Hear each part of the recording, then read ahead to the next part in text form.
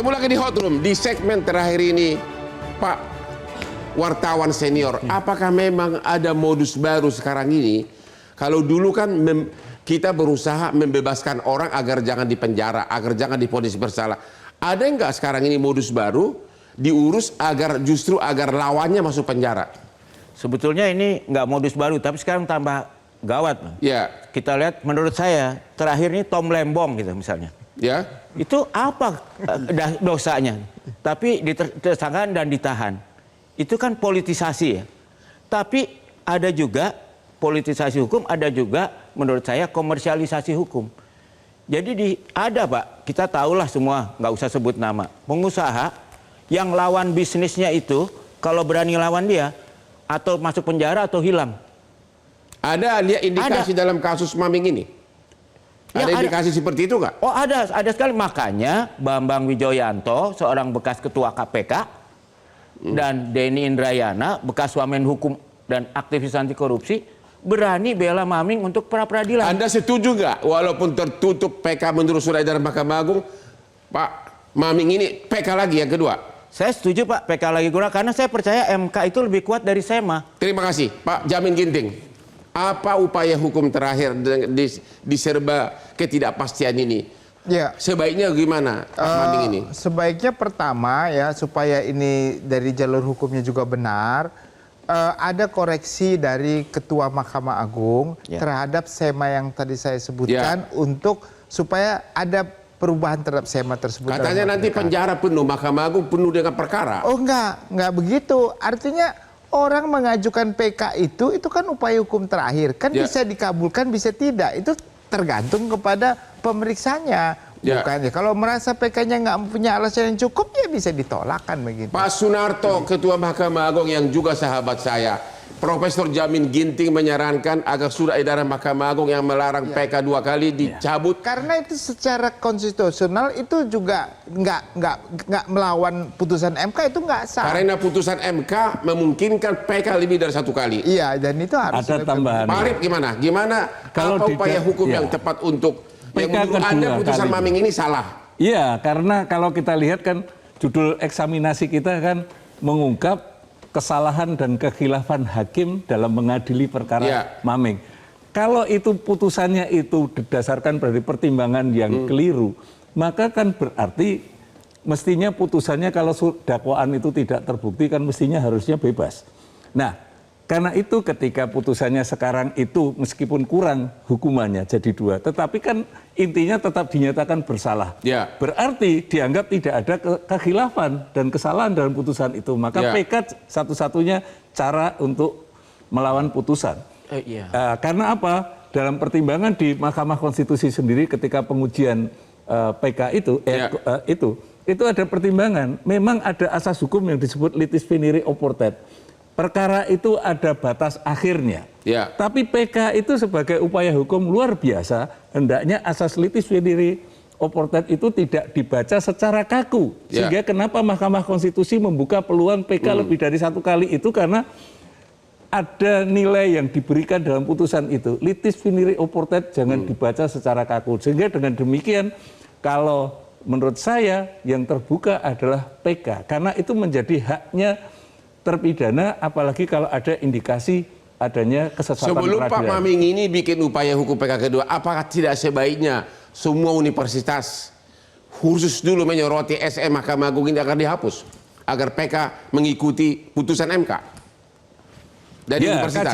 Itu kan tanggung jawab kalian para profesor. Iya.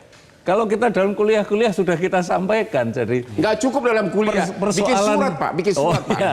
Persoalan surat edaran itu yang seringkali terlihat lebih kuat, itu kan soal legal culture. Jadi surat edaran bisa jadi dianggap lebih tinggi daripada undang-undang. Makanya minta dicabut. Jadi makanya persoalannya pada legal culture di kalangan pengadilan yang seolah-olah surat edaran itu nilainya sama dengan undang-undang. Padahal ketika tadi disampaikan oleh Pak Ginting juga Pak Bambang tadi kan tunjukkan ini semahnya salah karena putusan MK-nya lebih tinggi. Putusan MK membolehkan PK lebih dari 1 kali. Nah, Kenapa Mahkamah Agung justru membatasi? Karena PK itu sebenarnya murni untuk melindungi kepentingan terdakwa dari kemungkinan kesalahan peradilan. Kita sudah punya banyak kasus yang menyakitkan tentang jadi sebagai kesimpulan pengadilan. Anda mengatakan putusan PK yang menghukum mantan Bupati Tanah Bumbu Kalimantan Selatan salah. Iya.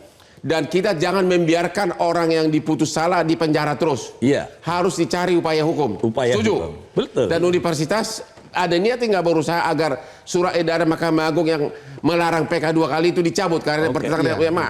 Mainkan dong para profesor. Gimana Pak Jamin Ginting? Ya, kalau kita melihat sistem common law sistemnya, itu kapanpun kalau ada bukti baru bisa membalikkan tapi kan bagian pendaftaran perkara begitu tunduk kepada surat edaran. Justru kalau menyangkut hak konstitusional orang untuk mencari keadilan jangan dibatasi. Makanya SEMA itu sudah membatasi hak konstitusi orang yang sudah dilindungi oleh putusan MK dibatasi oleh putusan SEMA. Makanya para profesor ini yang harus mulailah teriak. Ya, ayo dong teriak dong. Jangan hanya eksaminasi, action dong. Saya setuju sama Bang Sukma. Kita akan melakukan ada doktrin kan dulu mengatakan kezaliman itu berkuasa hanya karena orang baik-baik berdiam diri.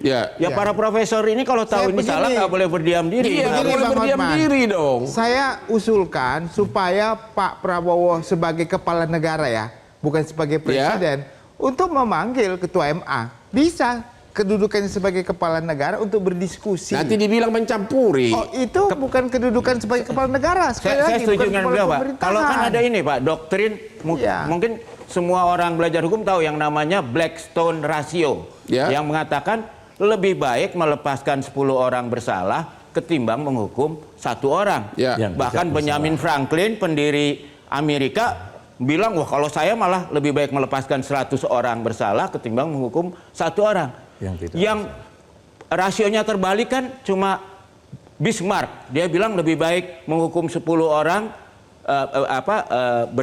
tidak bersalah ketimbang melepaskan 1 orang bersalah. Yang disetujui oleh Pol Pot. Kita ini negara demokrasi, masa ikut negara otoriter gaya Pol Pot, Pak? Kita harus ikut pada paling enggak rasionya si Blackstone rasio lah. Jadi ada kewenangan kepala negara untuk mengkoordinasikan negara ini lebih baik kepada setiap lembaga-lembaga negara. Sebagai kepala negara. Sebagai kepala negara bukan boleh. Sebagai presiden. Bukan sebagai presiden, begitu.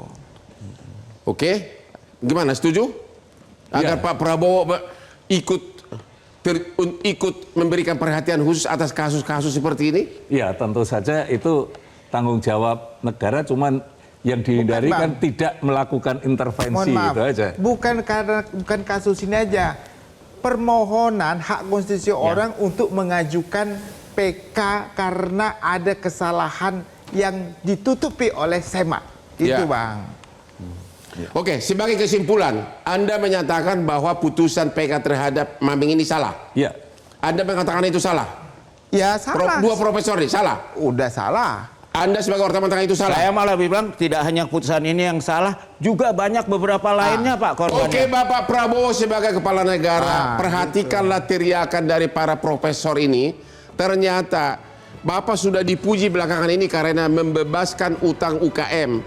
Naik pesawat sudah akan dikurangi harga tiket sehingga Hotman akan sering ke Bali, akan ada pesawatnya akan lebih murah.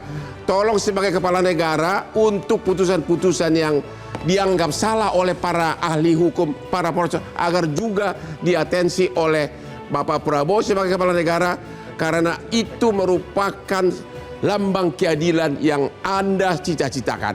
Demikianlah akhir dari diskusi kita malam ini. Sekali lagi, semua memberikan harapan kepada klien saya, Bapak Prabowo, Pak Presiden sebagai kepala negara. Sampai ketemu lagi di Hot Room, ketemu setiap hari Rabu jam 9 malam. Hanya di Metro TV, karena hanya inilah bosnya yang paling ganteng. Silakan.